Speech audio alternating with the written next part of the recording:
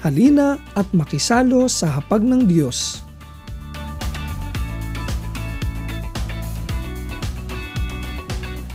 Ang mabuting balita ng Panginoon ayon kay San Mateo. Muling nagsalita sa kanila si Jesus sa pamamagitan ng talinghaga. Sinabi niya, ang kaharian ng langit ay katulad ng isang haring nagdaos ng isang handaan para sa kasal ng kanyang anak na lalaki. Isinugo niya ang kanyang mga lingkod upang tawagin ang mga inanyayahan, ngunit ayaw nilang dumalo.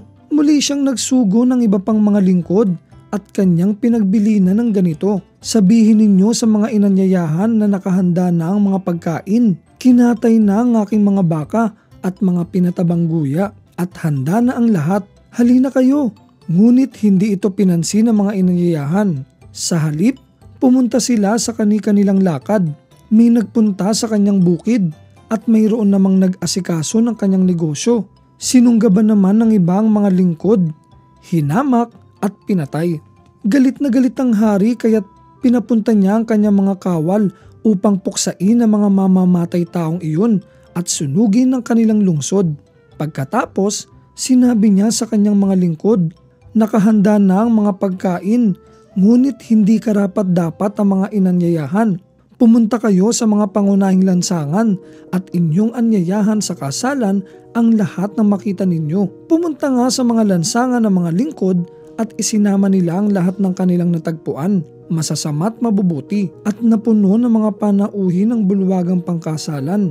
Pumasok ang hari upang tingnan ang mga panauhin. Nakita niya ang isang taong hindi nakadamit pangkasalan. Tinanong niya ito, kaibigan, bakit ka pumasok dito nang hindi nakasuot ng damit pangkasalan? Hindi nakasagot ang tao. Kaya't sinabi ng hari sa mga lingkod, talian ninyo ang kanyang mga kamay at paa at itapon siya sa kadiliman sa labas.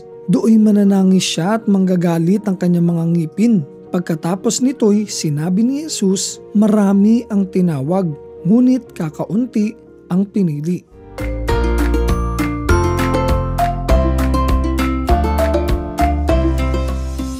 Mga bata, ang talinhaga ni Kuya Jesus na ating napakinggan ay hindi kwento ng kalungkutan o pagwasak. Ito ay kwento kung saan ipinakita sa atin ni Kuya Jesus kung gaano kamapagmahal ang ating Ama sa langit na siyang inilarawan ng hari sa Ebanghelyo. Ang Diyos Ama ay bukas lagi sa kanyang paanyaya sa ating makiisa sa kanyang makalangit na piging o handaan. Sa ating buhay mga bata, ang maringal na piging na ito ay walang iba kundi ang banal na Eukaristiya. Tayo ay inaanyayahan ng ating Ama sa langit na makiisa at makibahagi sa pagdiriwang ng kanyang pag-ibig na ipinakita ng kanyang anak na si Kuya Jesus. Kaya naman tayong mga Kristiyanong Katoliko ay inaatasan na dumalo lagi sa banal na misa tuwing linggo at mga pistang pangilin. Ang mga pistang pangilin o mahalagang kapistahan na sinasabi na ito mga bata ay ang dakilang kapistahan ng Immaculada Concepcion tuwing December 8, Pasko ng Pagsilang tuwing December 25 at ang dakilang kapistahan ni Maria bilang ina ng Diyos tuwing unang araw ng Enero. Bakit tayo inaasahang magsimba tuwing araw ng Linggo at mga mahalagang kapistahan mga bata? Ito ay sapagkat ang pagsisimba ay pagtugon sa paanyaya ng Diyos Ama sa ating Ebanghelyo. Pagtugon upang maranasan natin ang kanyang mapagmahal na presensya at lumago at lumakas tayo sa ating pananampalataya. Ngunit ang pagsisimba ay hindi rin basta-basta mga bata. Sa ating Ebanghelyong narinig, may isang lalaking hindi nakasuot ng pangkasalan, kaya't siya'y pinagapos at pinalayas palabas. Mahalaga ang ating kasuotan at porma sa loob ng simbahan mga bata. Kaya naman kapag tayo ay nagsisimba, magsuot tayo ng malinis, desente at maayos na damit. Tandaan natin, higit pa sa makapangyarihang tao ang ating haharapin sa banal na misa. Haharap at sasamba tayo sa ating mapagmahal na Diyos at Hari. Ganoon din, ihanda natin ang ating puso at kalooban. Baunin natin sa ating pagsisimba ang isang pusong nagsisisi sa kasalanan at pusong bukas para mas maging mabuting tao tayo.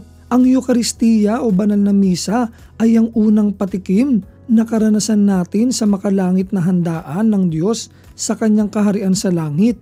Kaya naman, dapat lamang na dito pa lang sa lupa ay masanay na tayong laging maging handa ang buo nating pagkatao sa pagharap at pagsamba sa ating Diyos. Huwag nating sayangin ang biyaya ng pag-anyaya sa atin ng Ama.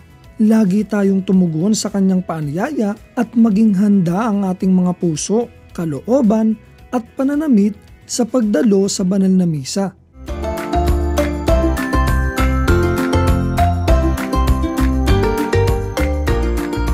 Mga bata, paano tayo magiging handa sa pagdalo sa banal na misa? Magsuot ng maayos at magandang damit.